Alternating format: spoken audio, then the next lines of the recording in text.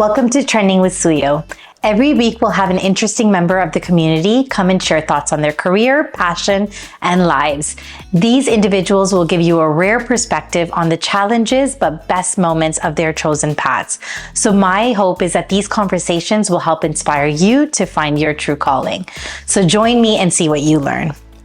All right, guys, I'm so excited today because I have a very talented artist in the house. She has worked with many A-listers as well as many brands.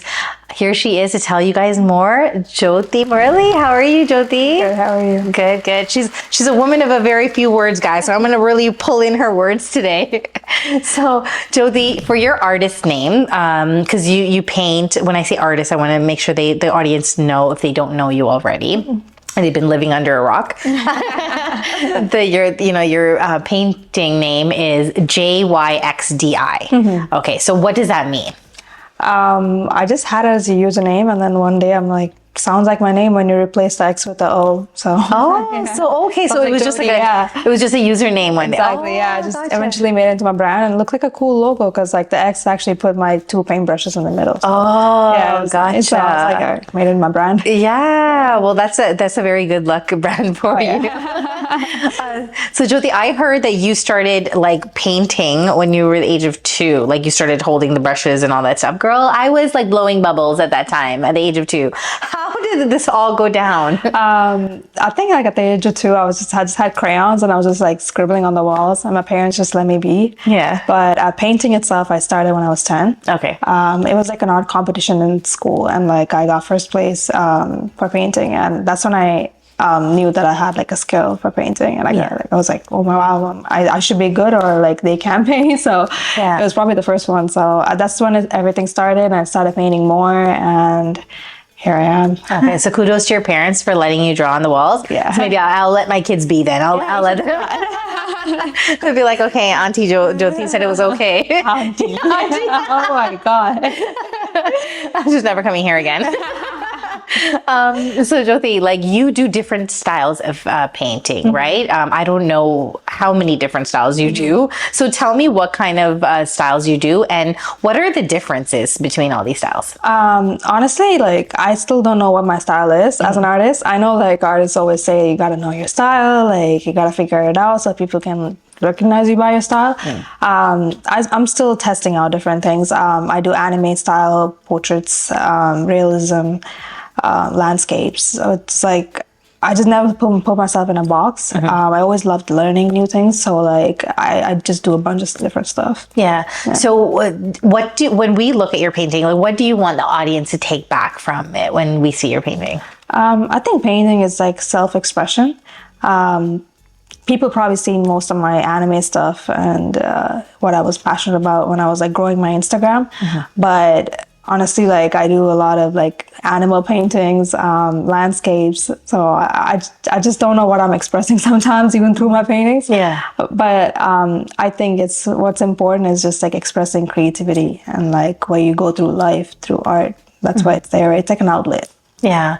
And what inspires you? Because it takes a lot for you to express on paper and all that. So like, I know they talk about like artist block. So do you get artist block? So how do you overcome that? I don't really have those. Oh, wow. Okay. There's always something to paint about, So what inspires you? Yeah, like I think my dreams, especially, I lucid dream a lot. Do you know what lucid dream is? Yeah, it's like when you can control your dreams and when you're aware that you're dreaming, right? So when I'm dreaming at night, I remember my dreams because I have a good photo memory. So I wake up and I would like have like a dream journal and I write them down, right? So half my paintings, like when it comes to my originals that I paint, my spiritual paintings, they come from my dreams. Oh, that's wow. I've never heard that before. Oh wow. Okay, that took me back for a minute. I had to take that in. That's so cool. Let's go back where I mentioned that you did work with like A-listers and all that stuff. And I know the anime world is like huge for you. So tell us about that. Like, how did you get involved with all these big A-listers, and who did you paint for? I remember in like 2017, when I dropped out of school, The first commission I did was for OVO 40. That's Drake's producer. Yeah. And I did like custom shoes for him, and I gave the painting as well, which is hanging in the studio. So that was like my first thing, and it gave me hope that like, wow, like if you follow your dreams, there's like things that you can do with it, right? Yeah. And then I did a project for Lamarcy Taylor. I did a custom painting for him. Actually, someone from the EXO team got a painting from me to give it to him as a birthday gift. Wow. Yeah, and then the next year, after like, I think in 2019, I did a collaboration with Coach for Michael B. Jordan's Naruto collection. Yeah, I did see that. Yeah, I was so like, that was like a huge one because I was painting a lot of anime during that time, and my Instagram was just like growing because of that. Yeah. I remember it was like 100K followers on Instagram because of like all my Naruto paintings I did. Coach reached out to me and they're like, "Can you fly down to New York and like do this collaboration for Michael B. Jordan?" And I was like, "Oh my god, is this like fake email, like real email?" And then like I realized it was a real one because I got on like a call with them and stuff. Yeah. And ended up going there, and it was nice, like representing the brand for the Comic Con, New York Comic Con. Yeah. It's like, Oh my God. And you're so young too, and you've accomplished so much at a young age. What does your family say about all this? at first they were freaking out because my dad's a doctor, and he's like, "Oh wow, you're dropping out of school. What are you doing?" type of thing. But after like when I was just getting better at my skill and like showing them that I can make income with it, they came around eventually. Yeah. Are you as a painter, are you professionally where you want to be? Or you're like, okay, I'm good. This is what I want to do. Or like, what is next for you? Honestly, like I'm at a point in life where I'm comfortable with like I'm happy with what I'm doing and like where I'm at, but I'm also like willing to learn more with my craft and what I can do with my paintings and stuff. So right now I'm focusing on teaching people how to make income with art, just the entrepreneurship side of the paintings. Yeah. So right now I'm doing like a bunch of workshops in Sri Lanka, like teaching the kids like how to make money with art and how to like do NFTs, digital side of it, and focusing on that. But yeah, like I've done workshops in like 7 different spots when I went 2 months ago. And like actually went to the same school that I went to in Sri Lanka. Oh, and I taught them there. It was crazy because I seen my old art teacher there, and she was like, "Wow, you actually a full-time artist?" Yeah. That's crazy. I was like, "Yeah." So I showed her my work and like showed them, and they were just like shook because they back there they don't really know if they can actually like make an income with art. So it was nice giving them hope and be like, "Hey, like with social media, everything's possible, right? Yeah. And you gotta use it. It's a tool. If you use it the right way, obviously you can excel in it." So it was nice showing them and like doing these workshops. Wow. Is that the reason you went back home to do the workshops? Yeah, that was the main reason. I went to universities as well to like do this workshop, and like it's crazy because I'm there teaching and I'm like getting to know these students, which are like some of them are older than me and stuff. And I was like, "What do you do?" And half of them are like engineers, you know? So I was like, wow, you guys are here learning about art. Yeah. And they're like, "Yeah, we love art, but we don't know if we can make income with this." So we became engineers. I'm like, wow, that's crazy. Yeah, and it's good that they get to see someone like you 100%, doing it. So they're like, you gave them hope, you know? Exactly. You're like It's never changing. too late, right? Yeah, you're changing everyone's lives too. So tell us about like a memory or like something experience from going back home. What was your favorite moment? My favorite moment, it was when I did my Jaffna series. You guys probably seen that, but it was all on my Instagram. And kind of like people loved it. I think it's just like going back to where my parents are from and like learning what they did. For example, one of the episodes I went to do the pottery thing with the lady, and like it was like a different craft than mine because I'm just like a painter. So like for me being there, just doing the mud pot thingy, it was just crazy to me because like it's such a different craft, and they're so good at it with what they do, and I was just learning a new skill, right? Just getting hands on with them, and like just doing that was a crazy experience for me. And I did all of that in 1 week, just 7 episodes. So like that was nice. Because I remember watching and I even messaged you and I'm like, oh my gosh, like, is this like, who did this? Like, this is incredible. Yeah, like, I found a photographer there and I was like, "Hey, what do you want to do? Like, do you want to do one video?" And he's like, "No, let's do two videos." I'm like, Yeah. "All right, let's go." So I had like such a tight schedule and we just made it happen. Yeah. And I at first I just have to tell you, like stepping away from everything that we're talking about, like your artistic skills show in your fashion too. Like the way you dress is really nice. I really like it. So when are you going to teach like regular local people like us, like, you know, me? Because You can can only come over anytime. I'll girl, teach you. you're gonna have a lot to do on your plate because I only know stick people. Okay, I mean, we stick start man. somewhere, you know. I know this artist. He just like kind of splatters paint on the canvas. Like, Yeah. he sells it. So like, All right, maybe I can that's do your that. style. That's definitely my style. All right, Jyoti. So on a serious note, are you gonna do any workshops here? Maybe. It depends. I'm always in and out, so yeah. I know should you're do it. always traveling. Yeah, it's just, mainly for like crypto stuff and work and stuff. But yeah, I think I should be doing it sometime this summer, hopefully. Okay, so we'll tune into your Instagram page for all that details. Yeah. Now, I know we're talking about all the cool stuff that you do, all the fun stuff, and all the good things that come along with it. Tell us about some of the challenges that we don't see that you go through. Bunch of little stuff, right? I think the first one was when I was beginning my career, because like I had just had to believe in myself and do it. That was like one of the challenging stuff, because like when you're trying to be a full-time artist and just going against the norm, even your parents could doubt you. I think it's just like believing in yourself and just going for it. That's like the hardest thing, because like no one's there for you. You just got to support yourself, type of thing.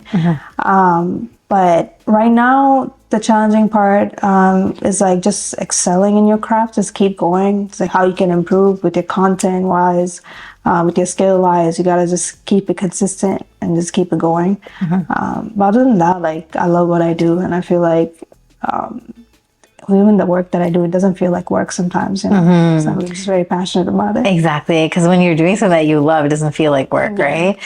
So tell us about the anime world. I know you do all these cool stuff. Have you traveled for anything related to your paintings in terms of like because I know you went to like Japan and all that stuff. Is that work related? Yeah. Okay. So one of the people in it's like an auto shop in Japan. They reached out to me on Instagram and they're like, "Hey, why don't you come paint one of the cars?" And I'm like, "Okay, I'm down." I've never been to Japan. It's crazy because like it's this anime world out there. So I ended up going just for 4 days. I traveled 15 hours just to get there for 4 days, and I'm still jet lagged. I'm in Canadian time, and I'm there after the 4 days are done. Like I finally fixed my sleeping pattern, and I came back here and I got messed up again. But while I was there, I painted this car, and I painted like Dragon Ball Z theme on it. And recently I've been dabbling around with UV paintings. So it's like I use special type of paint. It's called fluorescent paints, and they glow under UV light, right? So they look really cool in like videos, even in person. Like it just looks really nice. So I ended up doing that paint on the car, and they absolutely loved it. I'm still waiting for the content because I got the videos and stuff ready, and the car owner's like, "I'm gonna do a drift in this car and give you a video." So I'm still waiting on that so I can post it. But yeah, I think it was cool. That's really awesome. How do you excel in different styles of paintings? Like, how do you? Because I know, we sometimes people are like really good in like one style. Like, how do you know all of them? I think I was just bored, like I started with watercolor when I was in like grade 8, and then like I dabbed into like acrylic, which is also more water based. And I remember in like grade 10 or 11, I tried oil paint and I didn't know how to use it. I messed up all my brushes. Like I don't know how I can make it dry faster. So there's like a special medium they used called liquid to like mix it with the oil paint so it dries in 24 hours.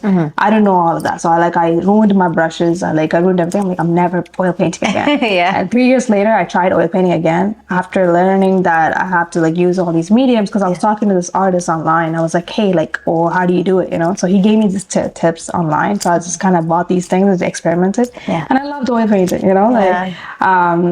and then for clients, when I do paintings, I would give them options. I'd be like, "Hey, you want acrylic painting, oil painting?" It just depends on what you want and their budget, right? So oil painting, I would say, is more like a realism style, like more blending of the colors, and the colors pop more. There's more textures on it. While acrylic is really fast and it's water based. But right now, like recently, like I told you, like UV paintings have been so much fun. Even for like when I do like live paintings for events and stuff, UV paintings just pop because like in the dark it just glows and people love it. That's really nice. So yeah. So how do, like, if we want a painting or if someone wants a painting.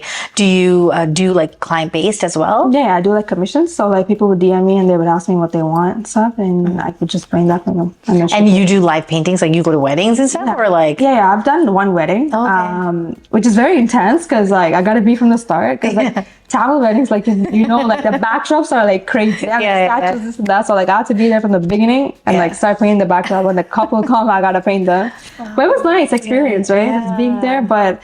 I just have a lot of aunties come and be like, oh wow, paint fundraiser. So it was funny. But other than that, I do live painting for like NFT events and stuff like that.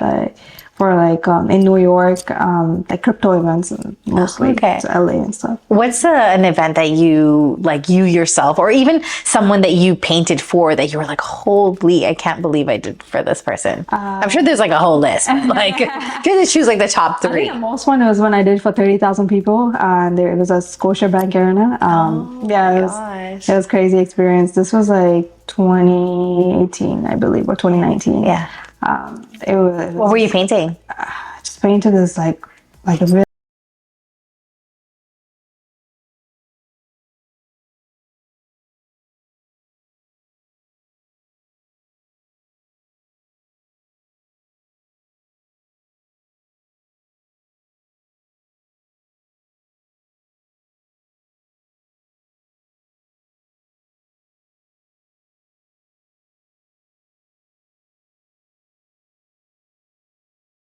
Weekend. I remember that. So yeah, like she doesn't even mention it, but any other A-listers that you've done for that we would be like, oh my gosh.